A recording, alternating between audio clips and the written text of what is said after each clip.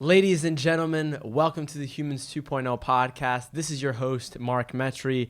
Today I'm joined by Elizabeth Lewis. Elizabeth, thank you so much for being here. Oh, my pleasure. I'm excited to be here. Of course, yeah, we're here as a part of Podcast Row up in New York City. Awesome experience. And Elizabeth, the first question that I always start off to ask my guests is, how do you spend your time here on planet Earth? Oh man, that is such a great question because I have a lot of answers to that because I'm very active. But, every day I wake up, I love having my coffee. It's the first thing that I grab. And then I love going into nature. I am lucky enough to live pretty close to Central Park, and I like just going for a walk through Central Park, people watching. That's where I get inspired. I get inspired by all of the beautiful nature. And so that's how I spend actually a lot of my time. I love that so much. I'm definitely a big nature guy too. I live up in Boston, and I feel like that city, and definitely New York City and Central Park, there's like a good integration of like city, but then also nature, because I feel like as humans, you sort of need that, balance. Like, well, I don't think we are necessarily made to just be in, concrete jungles with millions and millions of people, but I love that point too. So Elizabeth, you and I were talking before, and we were talking a little bit about your story. And, for those of you who don't know you, what do you do today? So today I run a company called Brand, Style, and Bloom by Elizabeth Danielle. And through personal branding and personal styling, I work with people to reveal the best versions of themselves to achieve their goals in life. I love that. And, if we were to rewind, what were you doing like a year from now?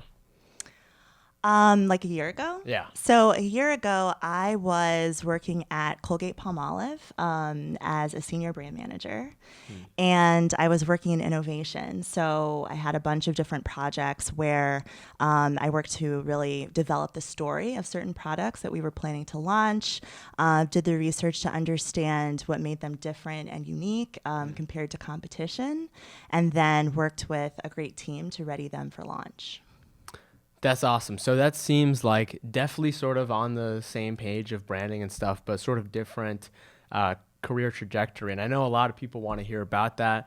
I want to definitely get into that. But before that, I want to rewind even more and be like, Elizabeth, how did you, what is your origin story? Where did you grow up? And what were some of like those first experiences or moments that you look back on now that had a big impact on your life? Yeah, definitely. Oh, turning back the clock. Well, growing up, we moved around to a lot of different places within the South. So my dad worked at the phone company, and so I was born in Birmingham, Alabama. 2 weeks after that, I moved to Atlanta, Georgia. 2 years after that, I moved back to Alabama.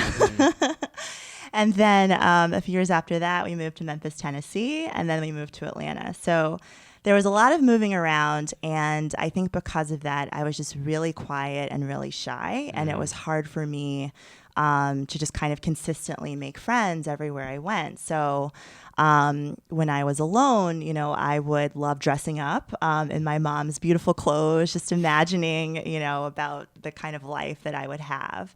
I loved wearing her jewelry. I loved pretending I was certain characters from TV shows. And I always loved fashion. I would always watch the fashion shows on TV. I would always have a copy of like Vogue magazine in my hand. It was crazy. And then probably around the age of 7, I first got the New York bug in my heart because it was just one of those places that always seemed so exciting and so vibrant and so full of energy. And I was always begging my parents to go to New York City. And when I got there, I was shocked to discover that it was the only place that I had gone that was actually very similar to how it was depicted on television. Before Lyft and Uber, the taxis were driving around everywhere. There were sounds, there was energy, there was light. I would see movie sets. So it definitely captured that kind of frenetic energy that you would see on television in that world of possibility. So my love of fashion started pretty early, and I always thought I wanted to do something in that realm for my career. And I thought, okay, if you're in fashion, you're doing fashion design. That's just kind of where you begin, right? I took a class undergrad and to my chagrin, found out I was not very good at fashion design. I could picture beautiful things, but I wasn't very good at making them. I didn't really understand how to make the patterns. I didn't like sewing anything, and I didn't do very well in that class.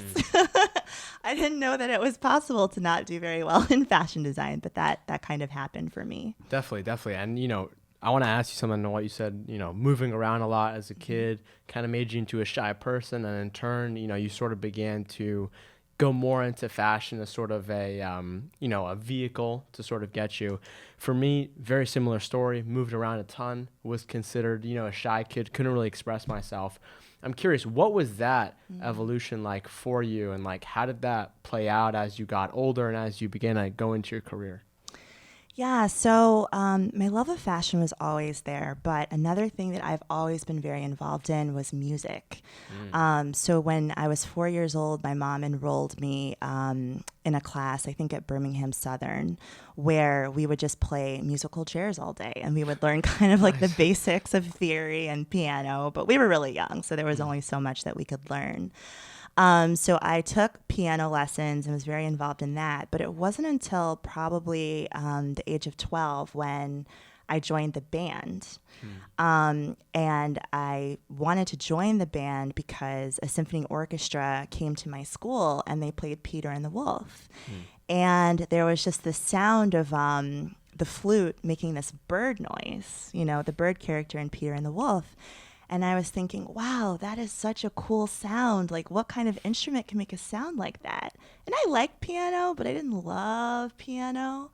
This was the first instrument that I really loved. So I begged, to play the flute and join the band.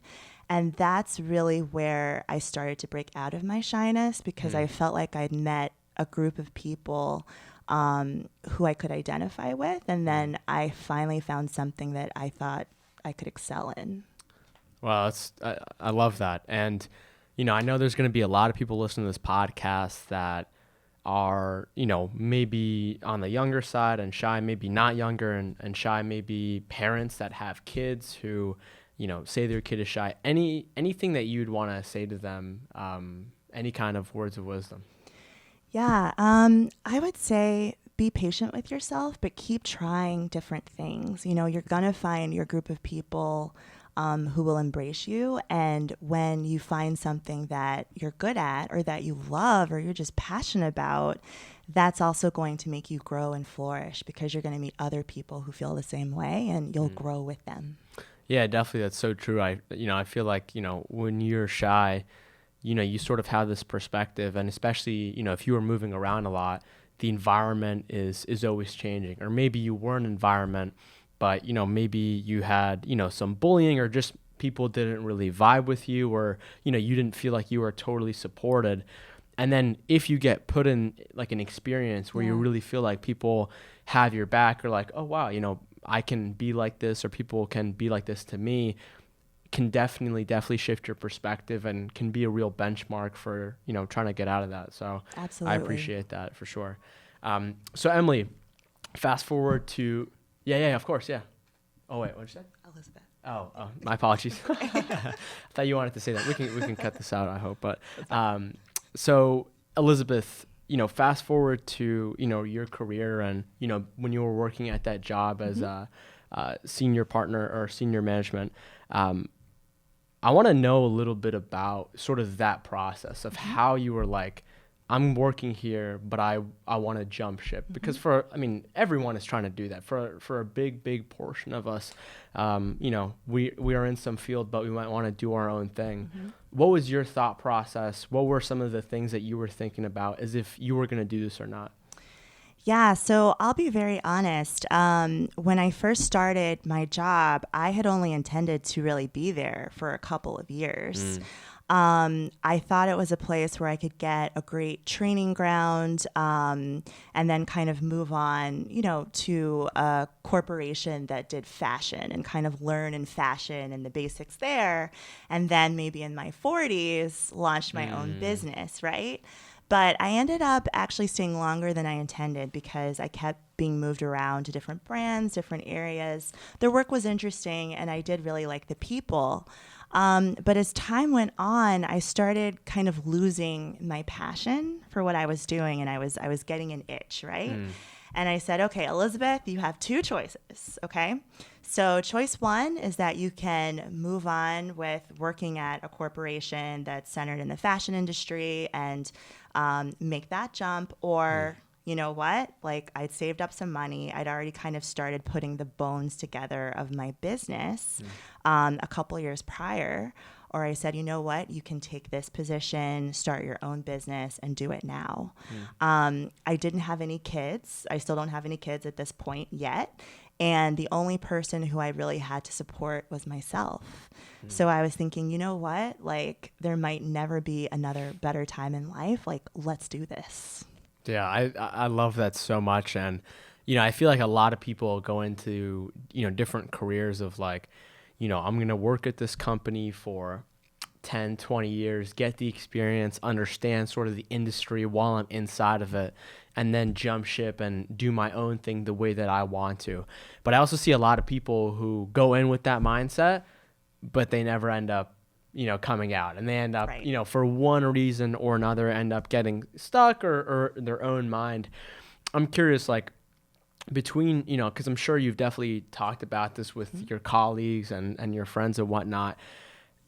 What do you think is like a good, not step by step, but what do you think is like a good maybe thought process or a good guide to kind of help people that want to get out and do their own thing actually do it, even though they may be stuck in that job due to, fear? They may think they're not going to have security, because that's, because when you're talking about jumping a career, there's a lot of things that go involved. Like, it's not, 100% always super, super simple, or at least that's how some people perceive it. Yeah, so my advice would be, and I think it's amazing if people have dreams and really that passion to go after what they want to do. I fully support that. I think you have to do it thoughtfully, though, because it is a very, very big move. So first, I would try doing it on the side just to kind of figure out, is this something that I actually am very passionate about? Is it an idea that I think will have legs? Just try to test it. You don't have to do it for a long, long time, but just try to test it to see if it is something that can be something that you can do for the long run. So that's what I would recommend. I would also think about how much time you think you're going to need to get it off the ground. And just try to start saving some money, just so that you have something to kind of live off on, because things don't start overnight. You have to nurture them. You have to go out and make the connections. You have to develop the relationships, or, raise the money, or like whatever you need to do to be able to make it viable and successful. You don't need to save years and years and years of money, but you need to think about it thoughtfully of how long it's going to take you to get something off the ground. And then think about your energy source. So if you're in a job that's kind of all consuming and you don't really have a lot of time to work on your business on the side, then I'm a full proponent of, if you have saved up some money and you have a little bit of just something to rely on while you're starting the business, to just go out and do it, because your energy is so important. And if you don't have the energy from kind of your main job of working on whatever you want to grow and develop, then you're not going to make any headway on it. So those are the things I would think about. I would think about what you need to support yourself while you're going out and doing it. If the idea has legs, and then kind of just like your energy source for doing it. I love that advice. I think it's very sound. And now that you are sort of on this new pathway now, I'm curious, like, what were maybe some of like the misconceptions or just thoughts that you had before stepping into this that you've now realized, like, wow, I need to think about? What are like some of the struggles and issues that you're now sort of facing, or just recently have faced with this new switch? Yeah, well, I think one thing that I hadn't realized before was how important your mindset is when you're an entrepreneur. That may sound like, duh, it's very important, but I don't think I quite realized that, because for now, I am the only one who's kind of doing everything with my business. I'm hoping to bring on someone part-time in the near future. But as the person who is kind of responsible for everything, they say you're, the CEO to the janitor. You're like everything all at once. It's so important that you're in a positive mindset or in a productive mindset on a daily basis. So you really have to take care of that. You have to do what you have to do. You have to exercise. I think that definitely helps you with your mindset. Like I said at the beginning, my biggest inspiration is nature. So when I'm feeling overwhelmed, I just go outside, go among the trees, and I always just take a big, breath of fresh air, and that always kind of helps me to get back there. Having people around me who can give me that positive energy. I was very lucky when I went out and did this that I actually had a lot of people around supporting me. A lot of people have naysayers. I didn't have that many naysayers. People are like, I always saw you doing this. And I was like, really? But they're like, duh, of course you would do this, They told me to do it thoughtfully, but they were very supportive. So when you're feeling low on that energy, or when, my mindset gets like, oh my gosh, I have so much to do, I go and just talk to those people, and, they're like, you've got this, Elizabeth. You've got this. So those are the two things that have helped me.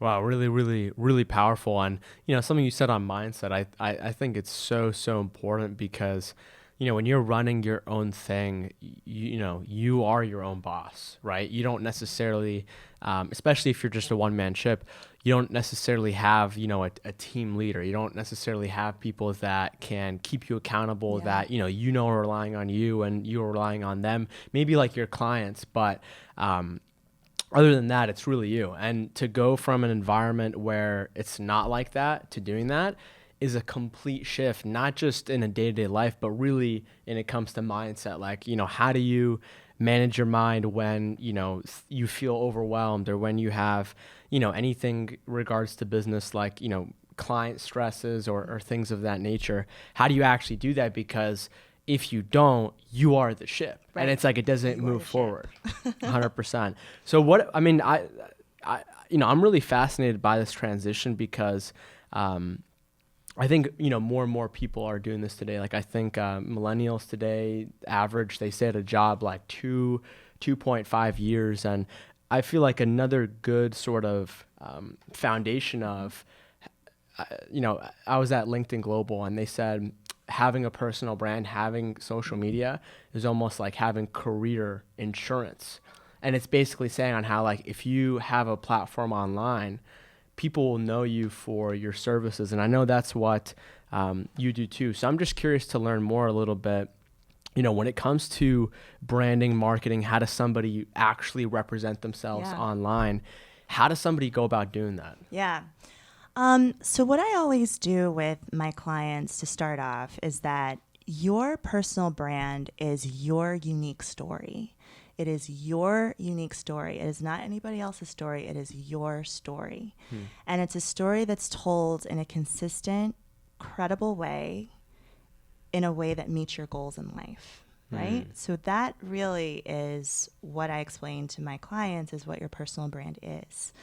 So what I always start off with them is doing a vision board. So I think vision boards are honestly so powerful because, first of all, not everyone necessarily knows what their goals in life are. So I give them a big pile of magazines and I say, you know what, tell me what your dream life looks like. What does that look like to you? And that's literally the only prompt that I give to my clients.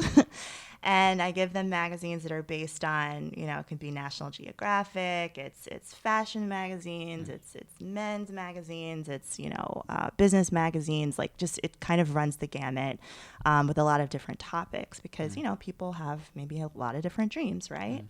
So then after they're kind of done pulling out all of their images from those magazines, I have them walk through those images with me and tell me why they chose them.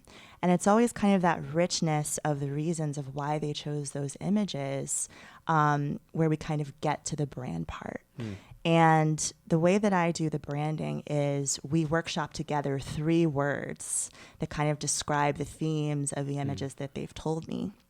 It's 3 words because, first of all, those are easy to remember for yourself. It's 3 words. It's easy for other people to remember, right?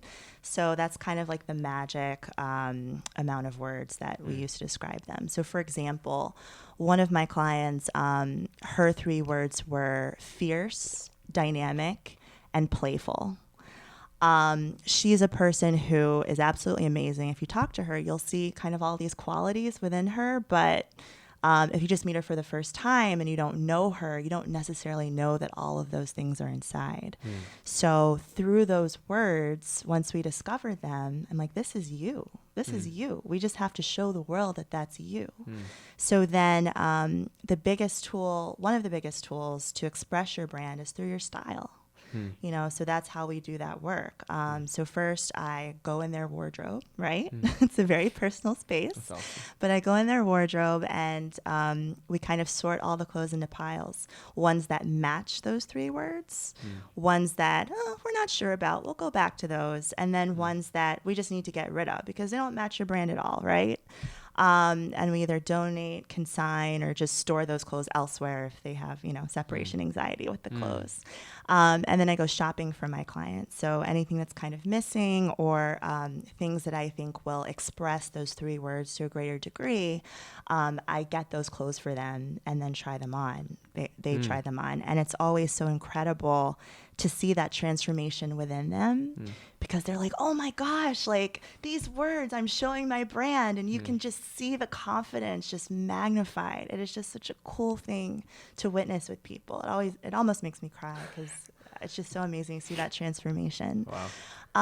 And then with those 3 words, that's your brand, that's your personality. So that's the tone that you should be expressing through your social media channels. If you apply for different jobs, always have those 3 words in mind because, of course, you have critical skills that you want to express depending on the job. But if you always kind of have that headline, right, then you kind of know that everything else ladders down from there. Wow, as somebody who has zero fashion sense, you've given me a lot of ideas to think about. That's so cool. And, as somebody who's also in this world, when you sort of take a step back of personal branding or just how do you represent yourself online, you almost see people sometimes falling into the trap of what do I sort of like want to represent out there in the world because I think it's right, but doesn't actually reflect who I am. Exactly. And that might be due to fear of them letting themselves out. Maybe they're just trying to follow like a certain model. I'm curious, like specifically with that issue, have you ever come across with that or read about it or, really seen and how to maybe overcome it, how to get clear on that?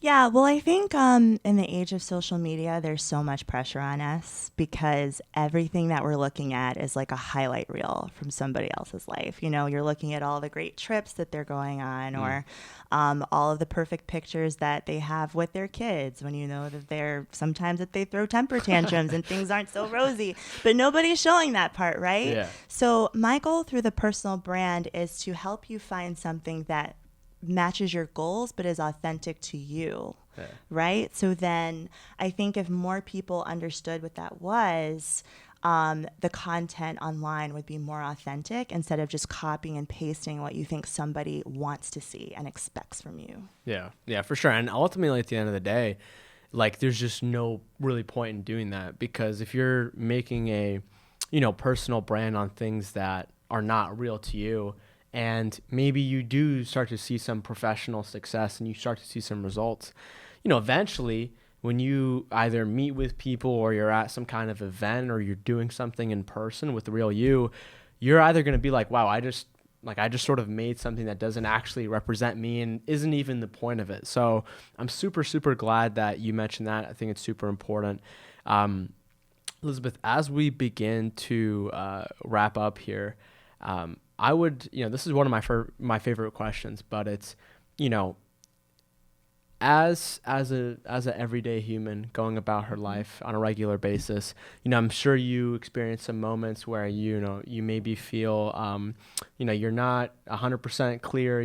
Whatever your 3 words are, you really don't feel like those.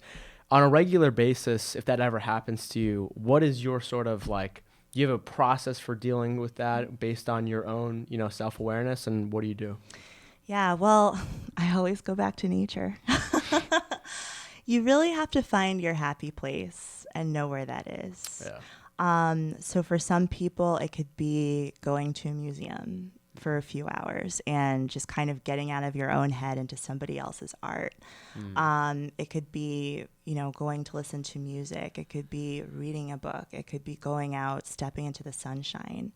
But try to just really find that place for you, because that is the place where you're going to renew your energy. And when you renew your energy, you renew your mindset. Ooh. I love that. You got to be really self-aware about that. And, you might have to experiment, try different things out. But ultimately, when you find that, that's a good reset. I love that. Elizbaeth, please tell our audience where they can go to just learn more about you, stay up to date with what you're doing. Yeah, definitely. So I would love to chat with anyone who wants to get in touch, definitely. And you can reach out to me. My website is www.brandstylebloom.com. Just go to the Let's Talk tab and then send me a note, and we can definitely set up a call. I just love to get to know you. You can also follow my Instagram. It's at brand_style_bloom. Cool. We'll have all those links in the show notes below. And Elizbaeth, last thing I have my guests do here on this show is leave the audience with a self-inquisitive question that they themselves can ask themselves, or maybe like a simple, quick exercise, something that somebody could take action on right after listening to this podcast. So I'm going to recommend that everyone does a vision board and have that same prompt in your mind. What does your dream life look like? And then just take a bunch of magazines, tear out those pages, and see what comes up. It doesn't take as long as you think, an hour, maybe 2 tops. Make it fun for yourself. But when you see all those things and you look at that board every day, you're going to get inspiration and just kind of know what you want to do next. I love that. I got to remake mine. But Elizbaeth, thank you so much for coming on the show. Really, really enjoyed it. Thank you to everyone out there for listening. This has been your host, Mark Metry.